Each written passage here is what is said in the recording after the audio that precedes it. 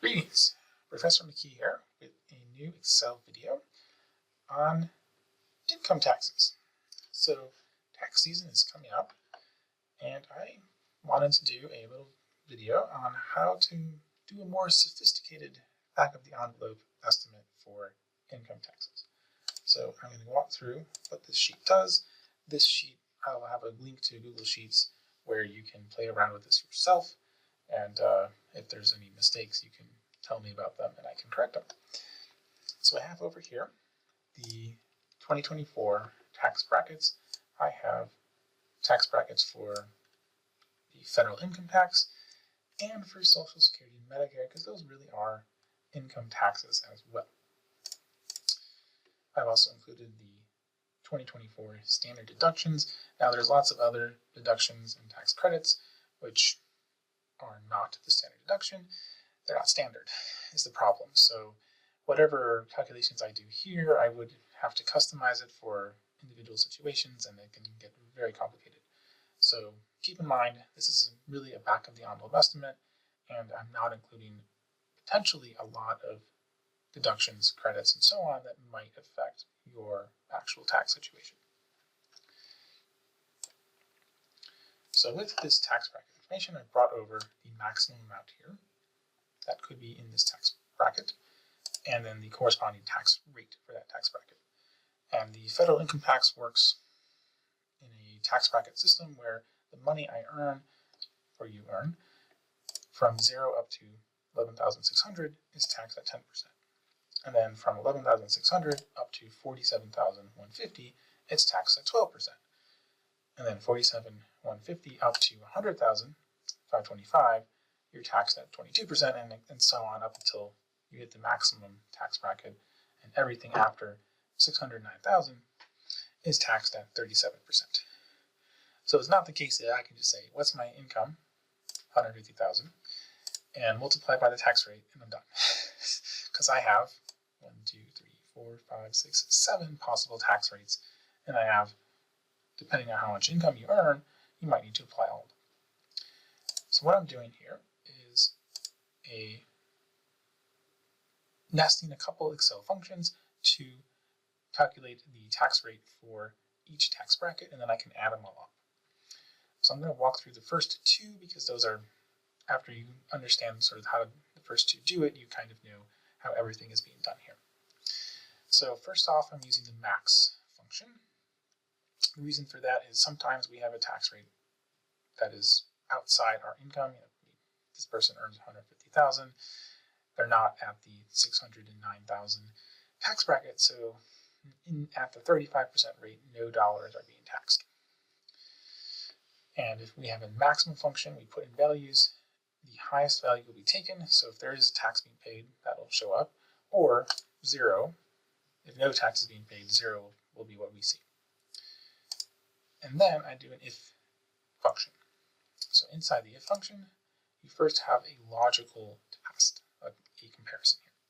So I take D7, which is my taxable income, and I compare it to B10, my tax bracket. If my income is less than this tax bracket, that means everything I've earned is always being taxed at this 10% rate. So I say, what's my income? Multiply it by my tax rate, and that is the value I spit out. It's going to be higher than 0, and so that's going to be my taxes owed. If I'm not less than 11,600, that means I earned more than 11,600. So I take the full amount here. So $11,600 is taxed at 10%, and the rest of my money, I move on, and I'm going to apply it to one of the other tax brackets. And so if you know 10% times 11,600 is exactly this 1,160 that I owe. That's the most you could owe in this tax bracket. Next one I go to, I'm again doing this maximum thing where I take 0 or the if statement, and I'm again comparing my taxable income with my new tax bracket. Now it's the 47,000. But now, if I am below 47,000, what I instead do here is I take my income, I subtract off the tax bracket below the 12% bracket, because this first 11,000 is not being taxed at 12%, and then I multiply it by 12%. So the difference between 47,000 and 11,000 is what I'm going to be taxed at. And then if this was true, I would have had something, I would have say 40,000, so I'd be doing 40,000 minus 11,000, and that 29 or so thousand dollars is going to be what I get taxed with. If it's false, which means my taxable income is higher than 47,000, which again it is, then I'm going to take this maximum amount of the 47,000, subtract off the part I won't be taxed with, which is the cap from the tax bracket just below, and multiply it by, again, the tax rate. Now I can just extend this all the way down. Remember, just be careful that you have fixed the things you need to fix with the dollar signs, so I don't have this cell D7 move along with everything else. And then my last one, I don't have to worry about what's going to happen after I get above the next tax bracket. So instead I can just say, well, it's either 0, or I just take my income, I subtract it from this tax bracket and multiply it by the tax rate. If my income's less, I just get a negative number, and the 0 is bigger than the negative number, so I don't pay taxes at that tax bracket. And so this person, who after taking the standard deduction has a taxable income of $150,000, has $29,000 in taxes owed. Again, I'm not including other deductions or credits. I'm sort of assuming you've already included your deductions already, or you're just trying to find a high estimate. And once you include other deductions, this number will hopefully go down. Now, I'm going to also look at Social Security and Medicare, because these are taxed based on our income too. So these two taxes don't use the same deductions as the federal income tax. So for the one deduction I'm using here is the standard deduction, and it doesn't count for Social Security and Medicare, so I'm adding it back in. So I'm taking the 150 and I'm adding the standard deduction for someone who is filing single. So that means you have 164,000 as a taxable income for Social Security, a different value for federal income. And Social Security has a much simpler tax bracket schedule. If you are in the first tax bracket, so you're below 168, you pay 6.2%. If you are above 168, you start paying 0%. So I have a very similar max if function here, where I'm comparing taxable income with the tax bracket. It's just way easier because I only have 2 to worry about. Taxes owed for this one is 0 and 0%. I don't even have to do a function here. I know it's always going to be 0. Medicare. I'm going to have the same taxable income here. The tax brackets are also just 2, but the tax rates are different. So it's 1.45% for the first $200,000 earned. And then once you get to past $200,000, then you start paying 2.35%. Of course, this taxable income is below 200,000, so you only pay some taxes on that very first one. And again, the same type of max if function is being used for both of these.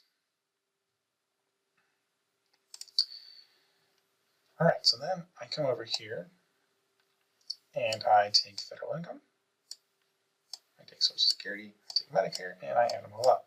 So the total tax paid on income is going to be $41,000. And this is federal income. There could be state or local taxes too. Again, depends on what state or city you live in, if you have any taxes, or what the tax rates would be. So I can't get into that either.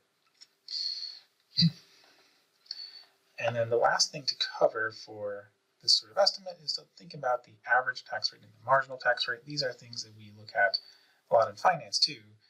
What is the average tax rate for the company? What is the marginal tax rate for the company? But they apply for people. And average tax rate is pretty easy. We just take our tax amount, so $29,000 for federal, and we divide it by our taxable income. Now, it's a little bit harder for Social Security because we have a different taxable income. So I've decided to just pick this taxable income, but if there's different potential base amounts of income you could pick here, I could pick 150,000, I could pick some sort of other gross income before any deductions were applied, but that gets me to 6.2% to 1.45 since there's only one tax bracket that applies. And so roughly speaking, our average tax rate, 27%. So a little bit over a quarter of every dollar earned was taken in taxes.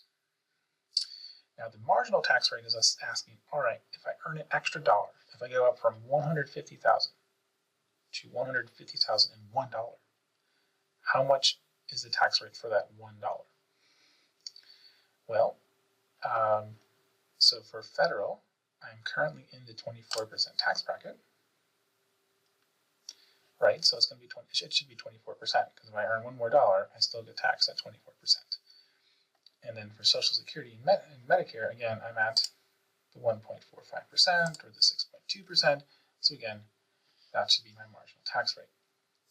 Now to do that with a Excel function, so it happens automatically, it gets a little messy. So I'm going to walk through it here. This is effectively a nested if statement, if-else statements, if you are familiar with computer programming, but it's done in Excel. And it's a little clunky, but it works. So I first say, all right, what's my current income? Is it less than the first tax bracket? If yes, then the next dollar is within the first tax bracket and it's at whatever this 10% level. If it's not, I go to the next if statement and I say, all right, is it less than the tax bracket amount for the second tax bracket? If yes, say it's 46,000, then I'd go here. And note that yes, it's true that if I was at 10,000, it's also less than 47,000, but I would have just dropped out with the 10% rate, and all of this would never have been touched. If I'm above 47,000, I move on and I go to the next if statement where I compare it versus 100,525. If that's true, then I would put in 22%, and it keeps going all the way down to the very last tax bracket, where I take it here, I compare it to the penultimate one, the 609,350. If it's less than that, it's going to be at 35%, and since the last tax bracket is 37%, if it's greater than 609,000, that is what I would use. I do a similar if statement approach with Social Security and Medicare, except it's much easier because there's only two brackets. And I end up with a marginal tax rate of 31% when I add them all up together. So if I earn an extra dollar, I would have to pay 24% federal. I had to pay 6.2% Social Security and 1.45% Medicare, so I'd lose 31 cents on that dollar earned. All right, that is filing single. A lot of people also are being married and filing jointly, so I'm going to try to do it there too. There's a problem, but bear with me. So the main difference with federal income is just that we have different tax brackets. Many of them are just sort of doubled. If you're very high income, they're not actually doubled. There's less of a discount there, but that's all that changes. So if we have the same taxable income, 150,000, because the tax brackets have sort of expanded, there's more tax inside the 10%, there's more tax inside the 12%, and you don't even fully fill out the 22% bracket. Our tax owed here is going to be substantially less. It's 23,000 versus 29,000. And the calculations are the same, it's just these numbers right here have changed. Nothing else has changed. Medicare, the tax bracket numbers changed a little bit here. Tax rates are not changed. Again, the calculations aren't going to be any different. The standard deduction has doubled, so there's a little bit higher taxable income for Medicare here, but beyond those minor changes, we're not doing anything differently. The problem is Social Security. So Social Security doesn't treat you as filing jointly if you're married filing jointly. It taxes you on an individual basis. And so I have to make an assumption on how much income each person earned. Now, if your total income was less than 168, it doesn't matter. But in this case, it's higher. So if I had put all income to one person earns all the income, the other person doesn't work in that married couple, then only the first 168,000 gets the 6.2% tax, and the rest isn't taxed. If you split it evenly, which is sort of the worst case scenario, then everyone's going to get taxed at 6.2% up until the married couple is earning 2 times 168,000. So for one person, that one person is getting 89,000, just 150 plus the deduction divided by 2. And the calculations here are the same. The tax bracket doesn't change. All that happens is I have to mess with the taxable income. So it's 5,555, and each person is paying this amount, so I double it when I bring it in for the total. So total tax paid here is 36,000. It's less. It's all less because of federal. The Social Security is paying a little bit more. Medicare is paying a little bit more too. And that's because the standard deduction is larger for married filing jointly. In tax rates, we take our amount here, we divide it by the taxable income. Again, there's some discretion here on how you pick what the taxable income should be, because depending on which tax we're talking about, we have different taxable incomes. But our average tax rate is going to be a little bit below 25%, so a little bit below 25 cents off the dollar on all the dollars earned by this married couple. Marginal tax rates. So the federal marginal tax rate drops to 22% because you're now in the 22% tax bracket. And again, I've got that same if statements that are all joined together. The Social Security and Medicare, again, similar if statements, and they're that same 6.2 and 1.45%. So 29% marginal tax rate, again, a little bit lower, pretty much entirely because of our marginal tax rate for the federal income is lower because you've just been pushed down one tax bracket by filing jointly. All right, so that is everything I had for this little worksheet. And again, I'm going to post this worksheet up on Google Sheets so you can point out my errors to me in the comments. And hopefully this is a nice little estimate to help you do a more sophisticated form of the back of the envelope calculation on how to get a sense for what your taxes are going to be in 2024. And of course, if you want to do some work with 2025, you can always change these numbers here that I've highlighted to do that yourself. If you change these numbers, the rest of the tax bracket will update as well. Just make sure you also do things like changing the standard deduction, changing Social Security, because most of these values over here highlighted in yellow do update every year because of inflation. And I've highlighted out taxable incomes here, so you can change these numbers and see what the different tax amounts would be if you change taxable income. Okay, so hope this video was helpful for doing some estimates for your taxes for 2024. If you did find this video helpful, please comment, like, and/or subscribe so that others can find it too.